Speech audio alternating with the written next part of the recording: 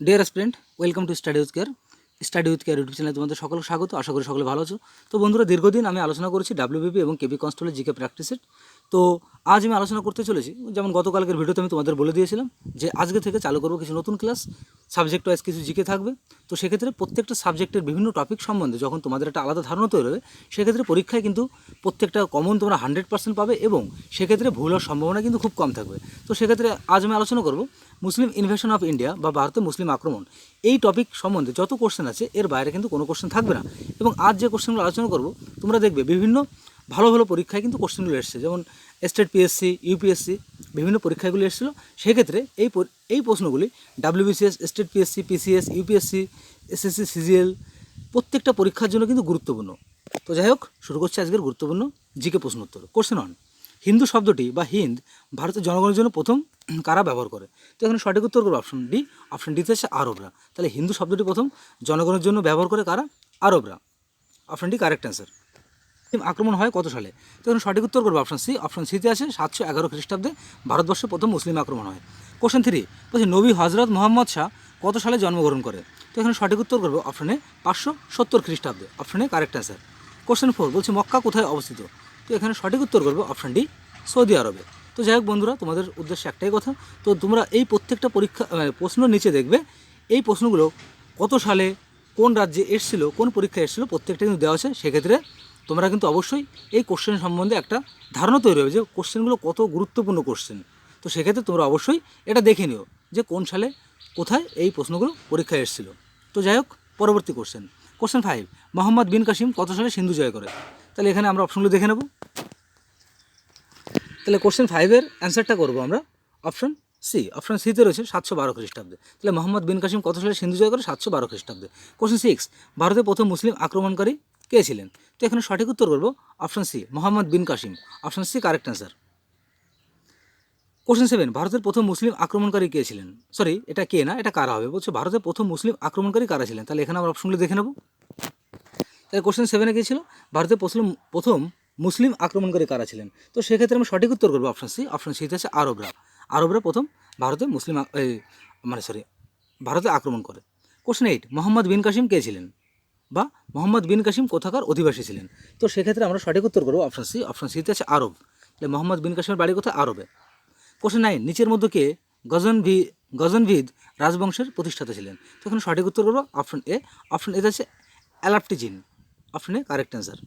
Question 10, নিচের কোন চ্যান্দেলা রাজা মাহমুদ গজনভির কাছে পরাজিত হয়? তো এখানে আমরা সঠিক উত্তর করবো অপশন বি। অপশন বিতে আছে Vidyadhar. Option B correct answer. Question 11, গজনভির মাহমুদের রাজসভার ইতিহাসবিদ কে ছিলেন?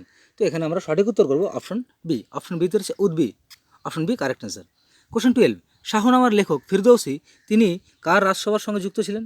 তো এখানে আমরা সঠিক উত্তর করবো অপশন বি। অপশন বিতে রয়েছে Mahmud Ghaznavi. Option B correct answer. Question 13, বলছে শাহনামার রচয়িতাকে? তো এখানে সঠিক উত্তর করবো অপশন বি। অপশন বিতে আছে Firdausi. Option B correct answer. তো ইতিহাসবিদ যিনি গজনির মাহমুদের সাথে ভারত সফর করেছিলেন তিনি কে? তো এখানে সঠিক উত্তর করবো অপশন বি। অপশন বিতে আছে Al Biruni. Option B correct answer. Question 15, বলছে আল বিরুনি কত সালে ভারতে আসেন? তো এখানে আমরা অপশনগুলি দেখে নেব।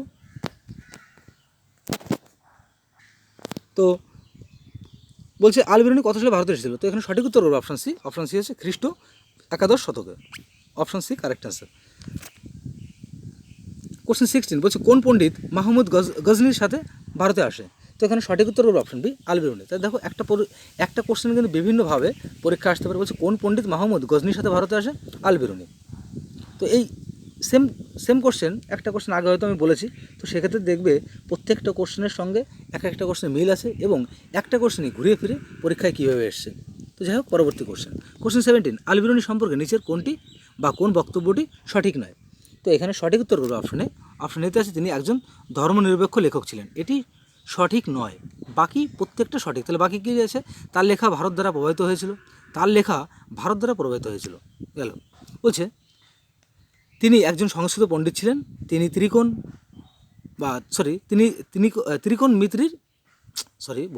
ত্রিকোণমিতির বিশেষজ্ঞ ছিলেন। তাহলে প্রত্যেকটা এই তিনটে সঠিক, কিন্তু তিনি ধর্মনিরপেক্ষ ছিলেন এটা কিন্তু ভুল। তাহলে option A correct answer. Question 18, প্রথম মুসলমানকে যিনি পুরাণ অধ্যয়ন করেছিলেন? তো এখানে আমরা সঠিক উত্তর করব অপশন সি। অপশন সিতে আল বিরুনি। তাহলে প্রথম পুরাণ কে পড়েছিলেন বা অধ্যয়ন করেছিলেন? তো অপশন সি আল বিরুনি পড়েছিলেন। কোশ্চেন 19, নিম্নলিখিতগুলির মধ্যে কে একদিকে সংস্কৃত কিংবদন্তি সহ রৌপ্য মুদ্রা জারি করেছিলেন? তো এখানে আমরা কারেক্ট অ্যান্সার করবো অপশন বি। অপশন বিতে আছে গজনির Mahmud. Option B correct answer. Question 20 বলছে মধ্য এশিয়ার নিচের কোন শাসক 1192 সালে উত্তর ভারত জয় করেছিলেন? তো এখানে আমরা সঠিক উত্তর করব অপশন সি। অপশন সিতে আছে বলছে Shihabuddin Mohammad Ghori. Option C correct answer. Question 21 বলছে মোহাম্মদ ঘুরিকে প্রথম কে পরাজিত করে? তো এখানে আমরা কারেক্ট অ্যান্সার করব অপশন এ। অপশন এ আছে ভীম টু বা দ্বিতীয় ভীম। কোশ্চেন 22, কোন যুদ্ধে মোহাম্মদ ঘুরি জয়চাঁদকে পরাজিত করে? তো এখানে সঠিক উত্তর হবে অপশন সি। অপশন সিতে আছে কি বলছে চান্দা ওয়ারের যুদ্ধ 1194 খ্রিস্টাব্দে। তো প্রথম যে কোশ্চেনটা আমি বললাম 21 দাগে মোহাম্মদ ঘুরিকে প্রথম কে পরাজিত করে? তো ম্যাক্সিমাম লোক এখানে পৃথ্বীরাজ চৌহান করবে, কিন্তু এই কোশ্চেনটার মধ্যে বলছে অনেকে বুঝতে পারবে না বলে কিন্তু এই কোশ্চেনটা ইউপিএসসি প্রিলিতে 1990 সালে এসেছিল। কারণ ইউপিএসসির কোশ্চেন আমরা সকলেই জানি যে এমনভাবে কোশ্চেনটা করবে ম্যাক্সিমাম স্টুডেন্ট কি তো কোশ্চেনটা সম্বন্ধে একটা কনফিউজড হয়ে যাবে। তো সেক্ষেত্রে সঠিক উত্তর কিন্তু ম্যাক্সিমাম করতে পারে না বলে সবাই ইউপিএসসি পরীক্ষা কিন্তু বসতে পারে না। তো যাই হোক, সিলেবাসটা যেহেতু হিউজ, সেক্ষেত্রে প্রত্যেকটা টপিক সম্বন্ধে কিন্তু আলাদা একটা ধারণা তৈরি করতে হয়। তো এই কোশ্চেনটা কিন্তু ম্যাক্সিমাম স্টুডেন্ট কী করে পৃথ্বীরাজ চৌহান উত্তর করবে, কিন্তু উত্তরটা কী হলো দ্বিতীয় ভীম। তাহলে কোশ্চেনটি মোহাম্মদ ঘুরিকে প্রথম কে পরাজিত করে, মানে মোহাম্মদ ঘুরি প্রথম কার কাছে পরাজিত হয়, এটা হচ্ছে কোশ্চেনের মানে। তো দ্বিতীয় ভীম এখানে কারেক্ট অ্যান্সার। তো ম্যাক্সিমাম স্টুডেন্ট কিন্তু পৃথ্বীরাজ চৌহান করে চলে আসবে, সেক্ষেত্রে কিন্তু কোশ্চেনটা দেখে রেখো। কোশ্চেন 22, কোন যুদ্ধে মোহাম্মদ ঘুরি জয়চাঁদকে পরাজিত করে? এটা বলেছি অপশন সি চান্দাওয়ারের যুদ্ধ 1194 খ্রিস্টাব্দে। নিচে কোন রাজা মোহাম্মদ ঘুরির কাছে পরাজিত হয়েছিল? তো এখানে সঠিক উত্তর করব option B Jaichand. Option B correct answer. Question 24, 1194 সালে চান্দাওয়ারের যুদ্ধে মোহাম্মদ ঘুরি কাকে পরাজিত করে? তো এখানে আমরা সঠিক উত্তর করব অপশন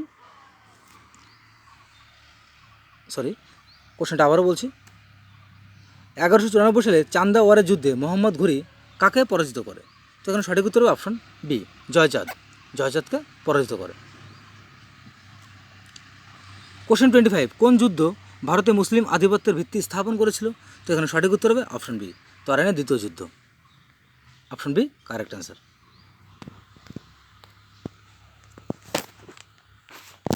কোশ্চেন 26, কোন মুসলিম শাসকের মুদ্রায় দেবী লক্ষ্মীর ছবি রয়েছে? তো এখানে আমরা সঠিক উত্তর করব অপশন এ মোহাম্মদ ঘুরি। বিভিন্ন পরীক্ষায় কিন্তু কোশ্চেনটি আসে, খুব গুরুত্বপূর্ণ একটি কোশ্চেন। ম্যাক্সিমাম হয়তো করবে, উপরে কোনোটি নয়, কারণ দেবী লক্ষ্মী মানে হিন্দু ধর্মের একজন দেবতা। তো সেক্ষেত্রে লোকে ভাববে কি, মানে ম্যাক্সিমাম স্টুডেন্ট ভাববে কি এখানে কেউ হবে না, কিন্তু এই কোশ্চেনটা মোহাম্মদ ঘুরি উত্তর, খুবই গুরুত্বপূর্ণ একটি প্রশ্ন, বিভিন্ন পরীক্ষায় কিন্তু কোশ্চেনটি আসে। তাই মোহাম্মদ ঘুরির মুদ্রায় দেবী লক্ষ্মীর ছবি ছিল। কোশ্চেন 27, মোহাম্মদ ঘুরি ভারতে প্রথম কাকে ইক্তা প্রদান করে? তো এখানে সঠিক উত্তর করবে অপশন বি। অপশন বিতে আছে Qutbuddin Aibak. Option B correct answer. Question 28 রয়েছে মোহাম্মদ ঘুরির কোন দাস বাংলা ও বিহার জয় করে? তো এখানে সঠিক উত্তর option C Bakhtiyar Khilji. Option C correct answer.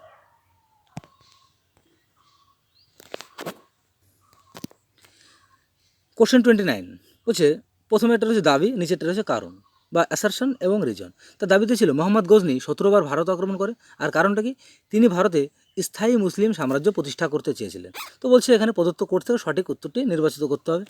তো সেক্ষেত্রে আমরা এখানে কারেক্ট অ্যান্সার করব অপশন সি। অপশন সিতে আছে কি এ সত্য কিন্তু আর মিথ্যা। এটা সত্য যে মোহাম্মদ গজনি 17 বার ভারত আক্রমণ করে, কিন্তু বিটা কিন্তু আর রিজন এটা মিথ্যা।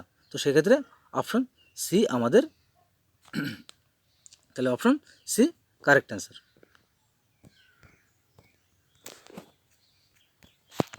কোশ্চেন 30, নিম্নলিখিত নামগুলিকে বলছে কালানুক্রমিকভাবে সাজান এবং নিচে কোড থেকে সঠিক উত্তরটি নির্বাচিত করো। তো যাই হোক, আমি এখানে সঠিক কালানুক্রমিকভাবে সাজিয়ে লিখলাম বা এখানে উত্তরটা পাশাপাশি রেখেছি। তো এখানে প্রথম চেঙ্গিস খানের প্রথমে কি মাহমুদ গজনভি। অপশন 3তে আছে মোহাম্মদ ঘুরি, তারপর তৈমুর। তো এটা তোমাদের পরীক্ষায় কিন্তু এটা ঘুরে ফিরে আসতে পারে। সেক্ষেত্রে চেঙ্গিস খান প্রথমে হবে, দ্বিতীয়তে মাহমুদ গজনভি, তৃতীয়তে মোহাম্মদ ঘুরি এবং 4 তৈমুর। সরি, এখানে ভুল বললাম আমি। উত্তরটা আমি প্রথমে একটা মিস্টেক করে ভেবেছি উত্তর, কিন্তু উত্তরটা দ্বিতীয়তে কী রয়েছে, প্রথমে আছে মোহাম্মদ গজনভি, তারপরে মোহাম্মদ ঘুরি, তারপর আছে চেঙ্গিস খা এবং 4 আছে তৈমুর। সো ফ্রেন্ডস, শেষ হলো আজকের গুরুত্বপূর্ণ কিছু প্রশ্ন উত্তর ভারতে মুসলিম আক্রমণ এই সম্বন্ধে।